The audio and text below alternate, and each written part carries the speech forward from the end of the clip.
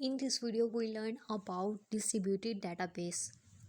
अब यहाँ पे अगर हम database की जस्ट बात करें तो हमारे पास डाटा क्या होते हैं। डाटा होते हैं एक ऑब्जेक्ट और एंटिटी। अब यहाँ पे ये नहीं होता कि अगर हमने ऑब्जेक्ट एंटिटी स्टोर किया तो उसको ऑर्गेनाइज भी करना पड़ेगा। जस्ट अगर अगर छोटी सी अगर हम डाटाबेस की ही डाटा की एग्जांपल लें तो हमारे पास ऑब्जेक्ट और एंटिटी होती हैं। अगर डाटाबेस की बात करें ऑब्जेक्ट और एंटिटी को अगर हमने ऑर्गेनाइज करना है मेंटेन करना है तो उसको हम बोलेंगे डाटाबेस, क्योंकि डाटाबेस तो ऑर्गेनाइज फॉर्म में होगा ना। उसके बाद अगर हम बात करें डाटाबेस की बात करें, उसके बाद मैनेजमेंट सिस्टम की बात करें। डाटाबेस तक तो ठीक है कि हमने डाटा को एंटिटी और हमारे पास ऑब्जेक्ट में स्टोर करवा दिया। अब उसको मेंटेनेंस भी करना है और साथ ही उसको ऑर्गेनाइज भी करना है। तो ये हमारे पास क्या होगा, डाटाबेस मैनेजमेंट सिस्टम थ्रू हमने किस में स्टोर करवाना है, एसक्यूएल लाइट में। अब एसक्यूएल लाइट में हमने कुछ फंक्शन, कुछ प्रॉपर्टी और कुछ रेगुलरिटी हमने पढ़ी थी कि हमने डाटा किस फॉर्म में स्टोर करवाना है, किस तरह हमने प्रोग्रामिंग लैंग्वेज और क्यूरी लैंग्वेज में हमने इसको स्टोर करवा सकते हैं।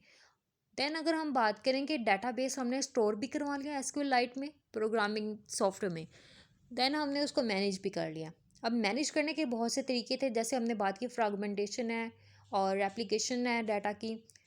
और इसको हमने रेप्लिकेशन फ्रैगमेंटेशन को हमने स्टोर किस तरह से करना है, ठीक है। डाटाबेस स्टोरेज तो बहुत तरह की हो सकती है कि अगर हमने डाटा इस तरह से स्टोर करवाना है तो उसके कितने फॉर्मेट हो गए। अब डाटा को स्टोर करवाने के लिए हमारे पास 2 फॉर्मेट होते हैं, होमोजीनियस और हेट्रोजीनियस।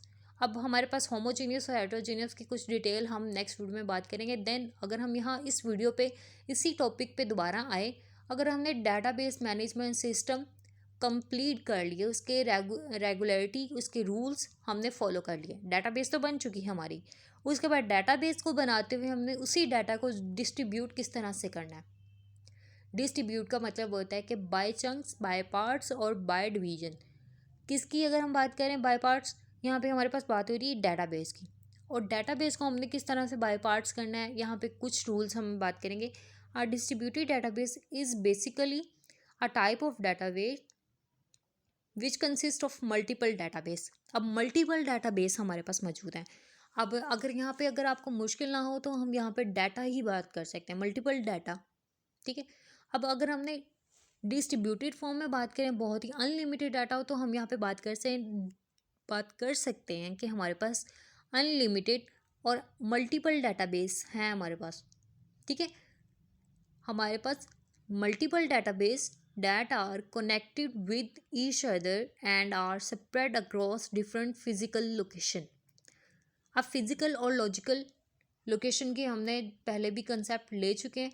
देन हम बात करेंगे कि distributed data is stored on various physical location can thus be managed independently, ठीक है। अब यहाँ पे इंडिपेंडेंटली डाटा कैसे होगा कि एक अगर नेटवर्क पे हमारा ये नेटवर्क है, ठीक है, इसी नेटवर्क पे हमारी डाटाबेस मौजूद है।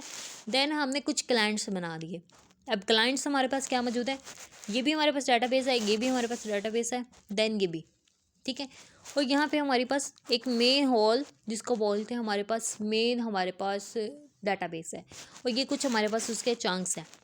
अब जो मेन डाटाबेस है इससे रिलेट तो करती है ना ये चारों डाटाबेस जिसके हमने डिवीजन किया है। अब ये इन शॉर्ट वर्ड में ये हमारे पास डाटाबेस है और इसको हमने डिस्ट्रीब्यूट कर दिया है 4 पार्ट्स में।